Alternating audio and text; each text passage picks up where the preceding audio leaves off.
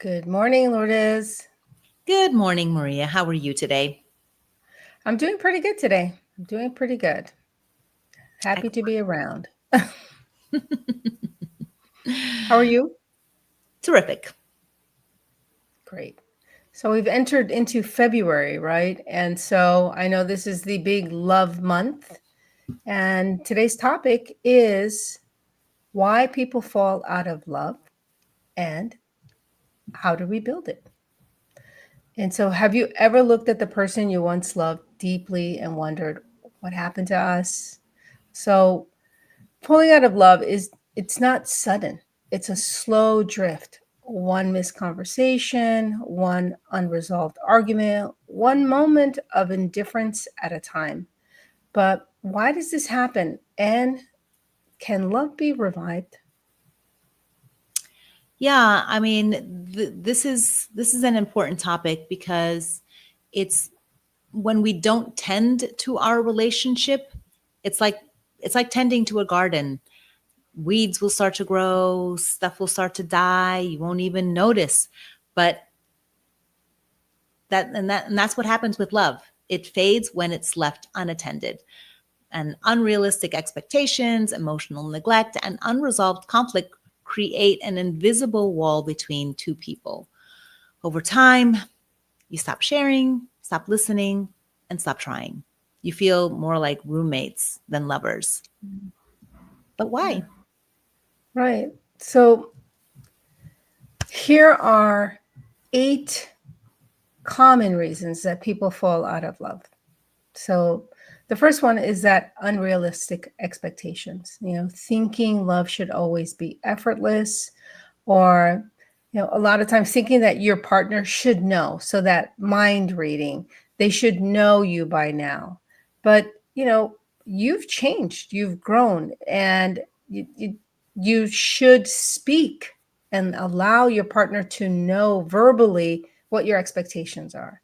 And then, expecting a ton of romance in the relationship, because we have so many, romantic movies and TV shows, and, the you complete me attitude. And it's like, that's not really love. I mean, I've been in a relationship for over 20 years. That's not what's happened. How about you, Lourdes?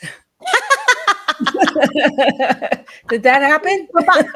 Buying into the Hollywood version or fairy tale version of what love is, that will most certainly not lead you to any place good, because you'll have these unrealistic expectations of what it should look and feel like on a daily basis, and sunshine and roses, and that's not based in reality. And I'm not saying that some of that doesn't exist, but it's not the meat and potatoes. Right. Yeah. So another pitfall is emotional neglect, failing to nurture deep conversations and connection, like dismissing each other's emotions. For example, if your partner comes home complaining about work, instead of dismissing it, show support by just listening and reflecting back their emotions. In a partnership, it's important to be there for your partner. Yeah. Yeah. And then poor communication, right? So letting those small conflicts turn into resentment. A lot of times you're having the same argument over and over again, because you're basically having arguments based on the same conflicts of different boundaries that you feel comfortable with, your values, your expectations, what you think is a need, what they think is a need, what you want, what they want. And what you need to do is you need to find out what's the real reason you're having this conversation. Why are you having this argument? Why are you not getting past it? And so if you ask why, what am I missing? What am I expecting? What am I not getting? And then be clear on that. Journal and then speak to your partner, because once you have clarity, then he can have clarity, she can have clarity, but it's a matter of the poor communication, the not having the clarity. Right. Because when you come to the situation with more clarity yourself, you're able to express yourself more clearly and really know what is at the root of the issue, especially if it's a recurring thing that is constantly coming up. You know, it's necessary to get to the core of the matter. Another one is loss of individual growth. One or both partners feel stagnant. They've stopped growing individually or together. And this is really important to attend to. I believe that it's important to continue to grow as an individual and to have your own evolution throughout the years, because you're not the same person that you were when you met 20 years ago. And so you don't want to be the same person 20 years from now either. You want to continue to grow and explore and, adventure into new territories for yourself. Right. I mean, I think of relationships as a Venn diagram. You have the relationship, right? And like I said before, thinking that two people coming together create that one relationship and they complete each other. That's not the reality. I mean, we have different interests, and sometimes the partner has the same interests. But if you think of it as a Venn diagram and you think of the relationship as the center circle, and then you as one circle and the other person as another circle, you have different interests. You can't expect, if they don't like shopping, you can't expect them to like shopping. You have to have other people in your relationships. You have to have other relationships. You just can't have one partner that is mirroring everything that you're doing, because and then you miss out on being the unique person that you are and your interest, right? The interest that, maybe they like working out and maybe you don't. Maybe you like arts and maybe they don't. And so we're two different individuals, and you have to allow each other to grow in their own circle of being. Absolutely. And then we have those unmet needs and the changing priorities. And so you no longer, again, have those the same alignment in the values. It's at some point there has to be a plan to say, okay, we as a couple have these priorities, these plans, these goals, and make sure that you're on the same page, because at some point, he or she may be thinking that our goal is to do this, and maybe you want to retire in Canada and they want to retire in South Florida. Those are two different places, right? And so you have to make sure, seriously, you have to make sure that you're both on the same page, where you want to go, where you want the kids to go, how you see your future. And again, that relies on a lot of communication as well. Right. It's a lot of communication, and it's also this acknowledgement when there is a divergence of those values and priorities, making sure that each person's needs are met.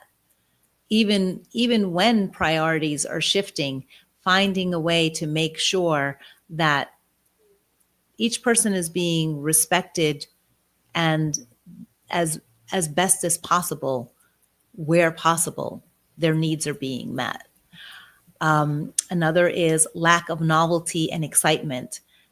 Again, a feeling of staleness comes in because it's the same old, day after day after day, and there's nothing new, nothing exciting, and rather humdrum. And so that's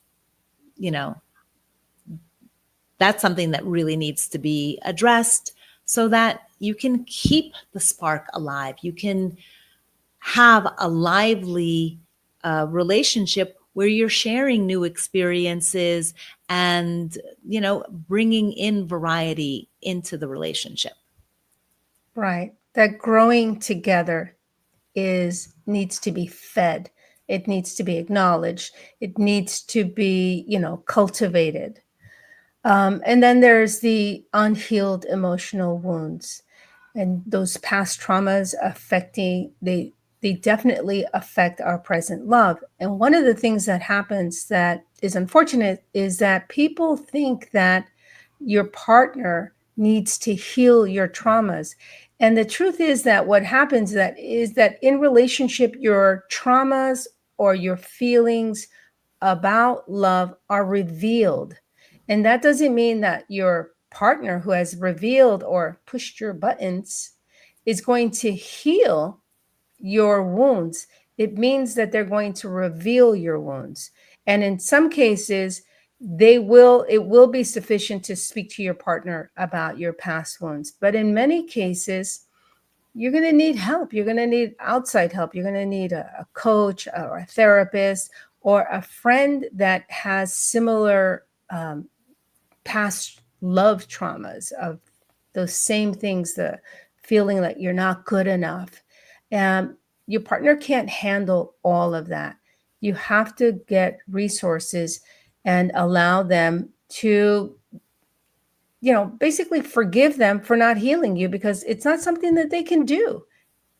Yeah, I mean, this is not their response. Healing you is not their responsibility. It is you who need to be the author and the architect of healing your emotional wounds. They're going to come up. That's for sure. But you are the decider, the determiner of how those wounds get healed, if those wounds get healed. Because if you don't address it, then it's just going to linger. It's going to be something that you carry forth with you until you do address it. And so that's important, to take ownership and authorship of your own healing and not to have that expectation that your partner is going to do it for you. And then lastly, external stressors, life's pressures pulling you apart. The way that we respond and react to stress can have a really detrimental effect on our relationships. And so recognizing that shit is going to happen. There will be stress. There will be challenges in life, and how you respond to those challenges is going to either positively or negatively affect your relationship. And so that's another thing to watch out for. And Maria, I think we've kind of gone over time, so I think we should end it here. If anyone listening needs support, please reach out to us. We are here to help. Thank you for joining us today. Have a great day.